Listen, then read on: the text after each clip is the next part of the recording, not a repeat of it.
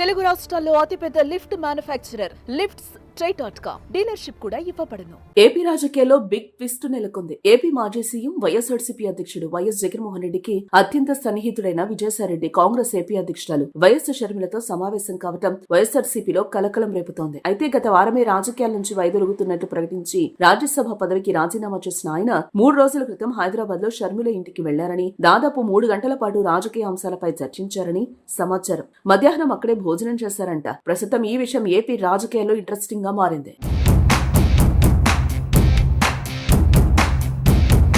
ఇక జగన్ కు ఆయన సోదరి షర్మిల మధ్య కుటుంబ రాజకీయ సంబంధాలు సార్వత్రిక ఎన్నికల ముందు నుంచి ఉప్పు నిప్పులా ఉన్నాయి. ఈ పరిస్థితుల్లో విజయసాయిరెడ్డి ఆమెను కలవడం రాజకీయ వర్గాల్లో రకరకాల చర్చకు తావిస్తోంది. విజయసాయిరెడ్డిపై అనేక సందర్భాల్లో షర్మిల ఘాటైన విమర్శలు చేశారు. వివేకానందరెడ్డి గుండెపోటుతో మృతి చెందారని విజయసాయి ప్రకటించడం పైన అభ్యంతరం తెలిపారు. రాజ్యసభ సభ్యత్వానికి విజయసాయిరెడ్డి రాజీనామా చేసినప్పుడు వివేకానందరెడ్డి హత్య కేసులో ఇప్పటికైనా నిజాలు బయటపెట్టాలని వైఎస్ షర్మిల సూచించారు. ఆయన జగన్మోహన్ రెడ్డికి అత్యంత సన్నిహితుడు వైఎస్ జగన్ ఏ పని చెయ్యమని ఆదేశిస్తే ఆ పని చేసేవారని అన్నారు. జగన్ విశ్వసనీయత కోల్పోయారు కాబట్టి విజయసాయి వైఎస్ఆర్సీపీ నుంచి వెళ్లిపోతున్నారని వ్యాఖ్యానించారు. ఈ క్రమంలో షర్మిలను ఆయన కలవడం రాజకీయంగా ప్రాధాన్యతను సంతరించుకుంది.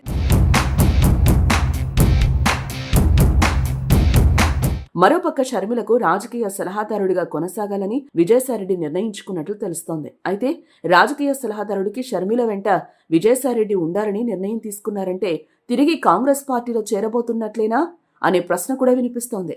ఏదేమైనా వీరిద్దరి రహస్య భేటీ ఏపీ రాజకీయాల్లో ఇప్పుడు హాట్ టాపిక్ గా మారింది. చూడాలి మరి విజయసాయిరెడ్డి దారేటో.